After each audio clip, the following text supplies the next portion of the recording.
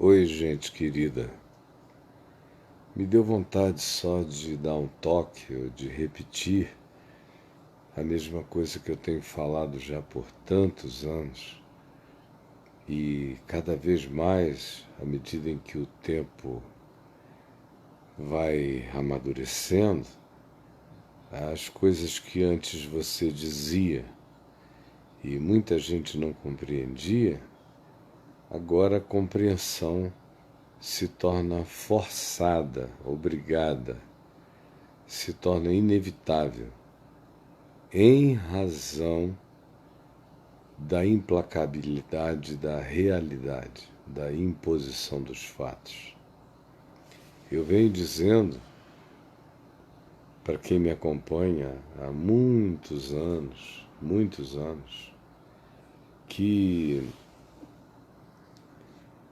família no Evangelho não é aquilo que brota do DNA. No Evangelho, família é relação, família é escolha, família é adoção. Sobretudo, no nível mais sublime, no nível mais elevado, no nível mais do reino de Deus, no Evangelho, no ensino de Jesus, família é adoção, é inclusão, é cuidado, é escolha de cuidado, é escolha de pertencimento e é escolha que se define pela afinidade, às vezes é assim que começa, muita afinidade, outras vezes não. Quando você adota alguém, criancinha, neném, você adota do mesmo modo em que você pare um filho, gera um filho, tem um filho, de parto normal ou de cesariana, ou seja, você não sabe nada, nada sobre o que virá a ser aquele menino, que é a pergunta que você vê que se faz acerca de João Batista. O menino crescia e se fortalecia na presença de Deus e dos homens, e as pessoas que o assistiam diziam: que virá a ser esse menino? Às vezes a gente adota e pequenininho, você não tem nenhuma evidência de que pendor aquela pessoa terá, você só adota. Do mesmo modo que quando você tem um filho natural, você também não sabe nada a respeito de como ele será. É uma prova de que o DNA da gente determina características físicas, heranças de natureza genética e pode definir algumas tendências de natureza orgânica ou algumas hereditariedades constatáveis, coisas assim. Mas um homem não reproduz necessariamente seu pai, nem sua mãe, nem seu ancestral. A história inteira dá demonstração esmagadora disso, de como pais bons, interessantes, justos, podem gerar filhos horríveis. E como aqueles que são os filhos que se tornam depois pais horríveis acabam gerando filhos ótimos. Por exemplo, todo testemunho bíblico é assim, nessa linha e nessa direção que caminha. Você vê, olhando a narrativa singela, simples, textual da Escritura, começando no livro de Gênesis, você vê isso. É um pai bom que gera um filho bom e um outro nem tanto, que mata o seu irmão, e toda a experiência, a saga da sequência histórica humana carrega essas alternâncias o tempo todo. Não há, por exemplo, família bíblica na qual você não encontre exatamente tudo que eu estou dizendo. Filho bom, filho mau, filho esquisito, enfim. Filho da esposa, filho da concubina, uns bons, outros maus, uns com alguma nobreza, outros totalmente perversos. Você vê as sequências dos reis de Israel, são chocantes. E filho bom gera um filho mau que se torna um rei perverso. Você pode pegar a genealogia e você vai vendo, ou as histórias, as sequências dos reis de Israel. É tudo assim, é uma alternância terrível. Você quase nunca tem uma sequência de um pai legal, um filho legal e um neto legal. Não. Alguém, mesmo vindo daquele gene, daquele DNA, de tudo isso, não reproduz o pai, nem o antecessor. Não. É uma observação explícita.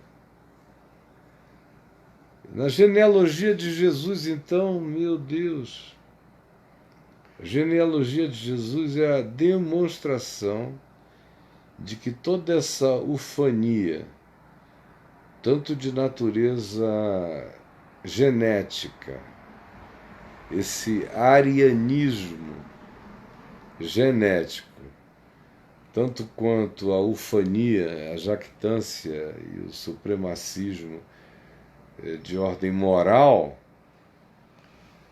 não tem nenhum lugar na genealogia de Jesus. Os ancestrais de Jesus foram horrorosos, a maioria deles. E os melhorzinhos que a gente tem, os melhorzinhos, sim, Abraão, que creu em Deus e creu que Deus podia ressuscitar mortos, mas o medo de morrer fez ele entregar a mulher dele a Faraó. E Faraó pegou a mulher dele. E ele que desenvolveu uma culturazinha perversa, de modo que ele chega lá na frente, encontra uma outra circunstância idêntica e entrega de novo a mulher. Entrega a mulher como garantia de segurança pessoal. Então, é o pai da fé. Isso vira cultura.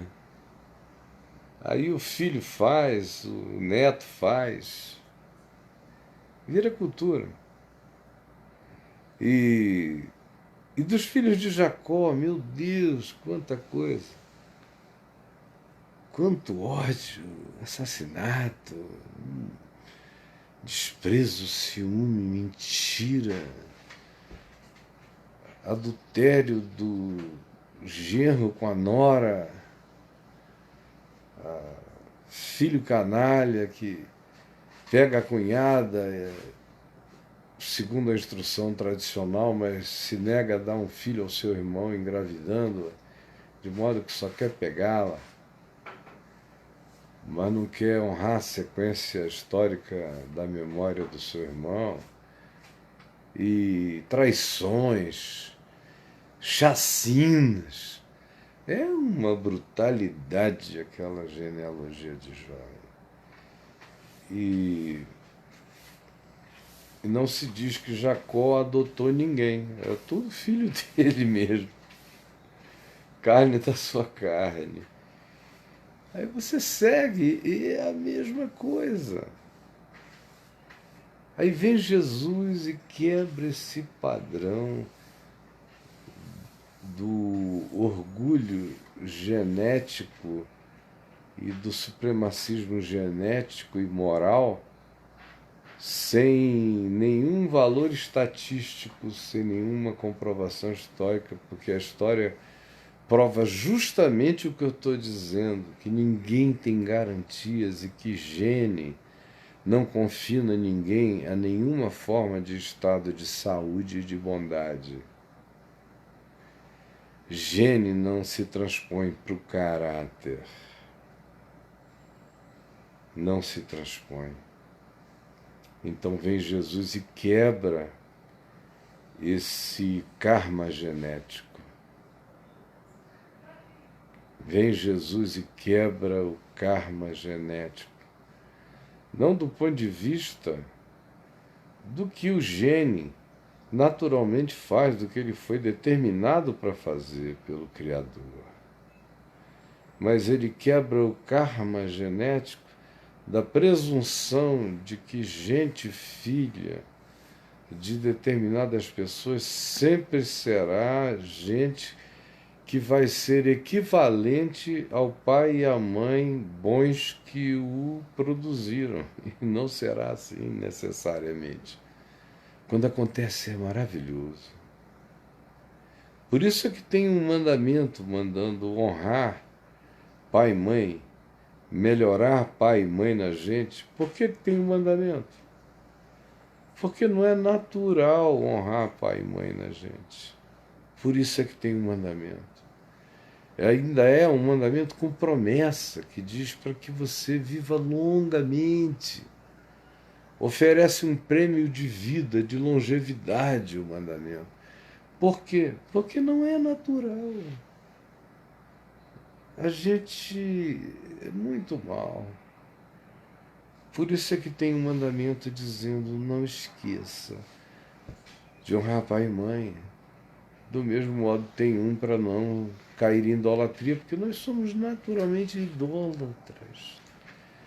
Idólatras de deuses, idólatras de deusas, idólatras de divas, idólatras de ideologias, idólatras de mestres, idólatras de tudo. Então vem Jesus e quebra esse karma da superioridade genética, que os judeus discutiram tanto com ele a esse respeito, tanto. Lá em João, no capítulo 6, a discussão é essa. Nosso pai é Abraão. E o orgulho é genético. O orgulho é linhagem, é descendência. É uma coisa poderosa dentro deles. E Jesus vem e diz: olha, vocês não são filhos de Abraão. Vocês só têm o gene de Abraão, mas não são filhos. Filiação é uma coisa espiritual. Filiação é adoção do mesmo espírito. Filiação é escolha de caráter. Filiação é escolha de olhar. A gente se torna filho do olhar que a gente escolhe, do caráter que a gente escolhe. É disso que se faz filho. É assim, e assim são os filhos de Deus. É o que Jesus disse: se vocês fossem filhos de Abraão, vocês praticariam as obras de Abraão. Ser filho de Abraão não é vida genética de Abraão. É ter a fé de Abraão, que é capaz de, contra tudo e contra todos, crer que Deus pode ressuscitar dos mortos aquele que já está amortecido. Abraão experimentou a ressurreição dos mortos. Ele era um homem impotente há muitas décadas, e a mulher dele, uma mulher que não podia dar à luz já há muitas décadas, e aos 100 anos de idade, ele disse que experimentou a ressurreição orgânica da sua sexualidade. E a mulher dele também. E eles tiveram um filho. E para demonstração posterior de que aquela de fato era a fé que Abraão tinha, fé na ressurreição de um membro amortecido, ressurreição de um Lázaro sexual morto, como demonstração posterior disso, ele obedece à ordem que o manda levar seu filho Isaque ao Monte Moriá e sacrificá-lo. E ele vai e ele cumpre tudo até o fim. E um anjo teve que gritar 3 vezes dizendo: para! Porque ele estava baixando o cutelo para imolar o menino. Por quê?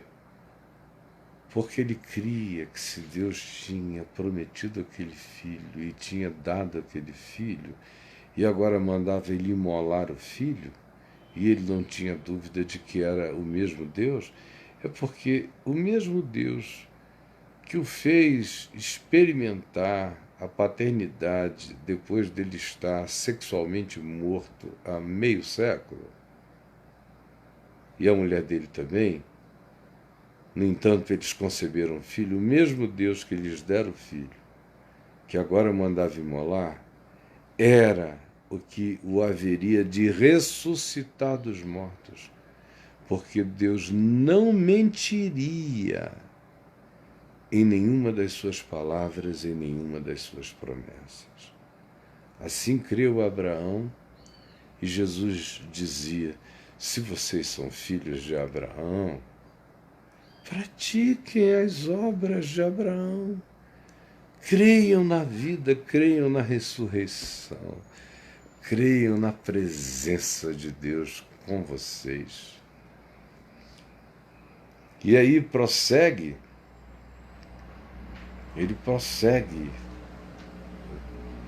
vivendo com a família dele, física, mas sem deixar de provocá-la, de dizer a José e Maria que o perderam e ficaram procurando em todos os lugares, menos no lugar óbvio. E perderam porque ficaram distraídos com as festas, esqueceram que tinha um filho de 12 anos. E quando voltaram 3 dias depois para dar uma bronca, Jesus disse: vocês? Por que vocês estão assim? E por que vocês ficaram 3 dias me procurando? Será que vocês não entenderam ainda que se tinha um lugar óbvio para eu estar, era na casa do meu pai? Aqui vocês me deixaram, aqui vocês me encontrariam. E lhes era submisso, até que chega a hora de ele ir aumentando o seu sentido de família, até ao ponto de incluir o mundo inteiro, toda a humanidade. Quem se aferra ao DNA familiar e só consegue amar dentro dos confinamentos do DNA, ficará do tamanho dos confinamentos do DNA.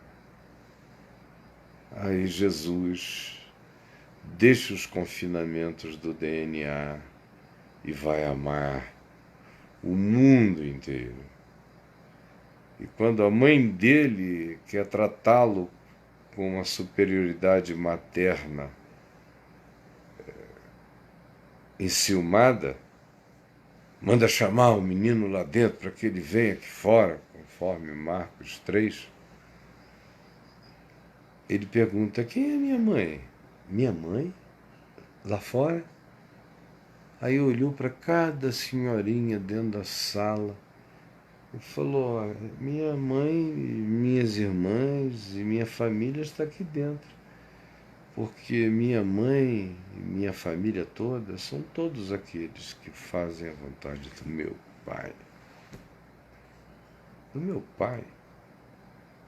Quando ele está morrendo do alto da cruz, mesmo que Maria tivesse tantos filhos e filhas, e João fosse filho de Zebedeu e da esposa, irmão de Tiago, e tivesse família em Cafarnaum, e Jesus conhecesse toda a história familiar de João, no entanto ele disse a João: eis aí a tua mãe, apontando para Maria, e disse a Maria: eis aí o teu filho, apontando para Jesus.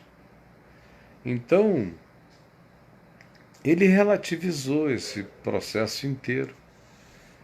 Não há nele esse culto genético, esse culto ao DNA. O que o Evangelho introduz é a humanidade como família, é todo outro homem como família de Deus. Se é filho de Deus, é meu irmão. Esse é um conceito que é tão bobo, é tão básico, assim, bobo no sentido de que devia estar mais do que assimilado. Mas não está. A realidade é que não está. Nós somos mundanos, somos escravos de pequenezas, somos arianos, cultuamos DNA e familiaridade genética, matamos por isso, nos orgulhamos disso, nos sentimos seres especiais quando a gente exalta tanto, por exemplo, o nacionalismo, que passa a ser quase que uma superioridade da gente sobre os outros povos da terra. E todas essas coisas que a gente faz, que são mundanas, demoníacas e carnais, mas a gente faz com uma naturalidade orgulhosa extraordinária. E agora mesmo, o que eu estou falando, tem muita gente que não está entendendo. Não está entendendo.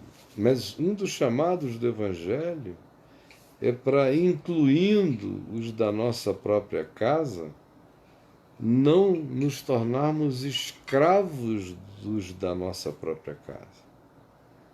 Porque Jesus mesmo disse que o Evangelho iria dividir muita coisa. Nora de sogra, sogra de nora, pais trairiam filhos, filhos aos pais. O Evangelho é uma espada e revela os segredos ocultos de muitos corações, inclusive na família da gente, entre irmãos. Está escrito, não tem nada diferente, eu não estou inventando nada. Ao mesmo tempo em que se diz isso, se diz que o meu próximo é qualquer outro humano, e qualquer outro humano é meu irmão. Se estiver precisando, carente, pequenino, é meu irmão. E se quanto menor e mais carente seja, não é só meu irmão, é meu irmão Jesus, entendeu? É meu irmão Jesus.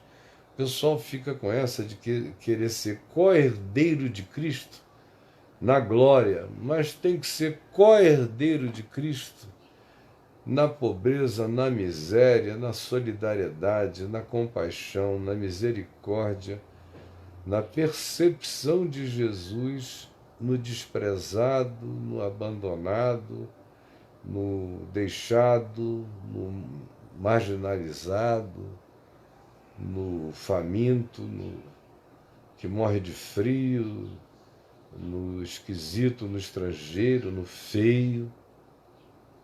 No feio. Primeiro tem que ser co-herdeiro dos sofrimentos de Cristo, como Paulo diz. Paulo diz isso escrevendo aos Filipenses. Que primeiro a gente tem que ter comunhão com os sofrimentos de Cristo Jesus, para depois nós nos tornarmos herdeiros da sua glória. Comunhão com os sofrimentos é todo esse processo de perdoar o mundo, amar o mundo, incluir o mundo, ver Jesus no mundo. Todas essas coisas que a gente já devia saber desde sempre. E aprender a fazer essa síntese, viver essa síntese, incluindo os nossos, incluindo os que não são os nossos, e não deixando que o DNA seja uma muralha de Jerusalém nos impedindo de irmos amando até os confins da terra.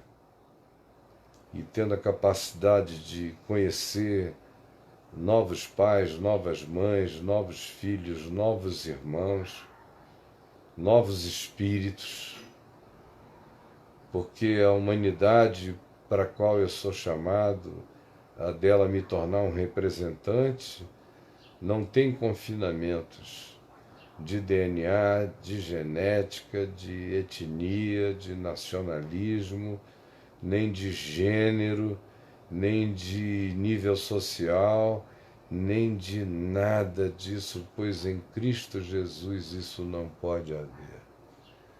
Nem homem, nem mulher, nem escravo, nem liberto, nem grego, nem judeu, nem ninguém de nenhuma nacionalidade.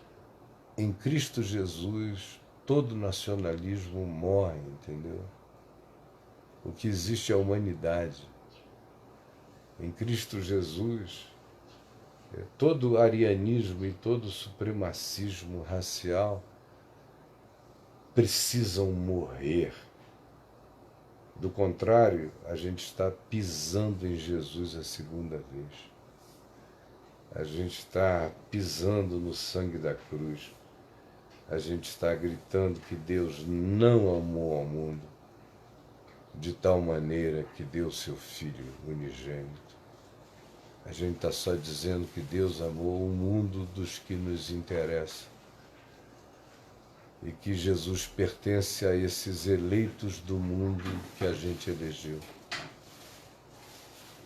E que se não for conforme o nosso olhar do mundo, Deus já recebeu ordem para destruir todos que não sejam como nós.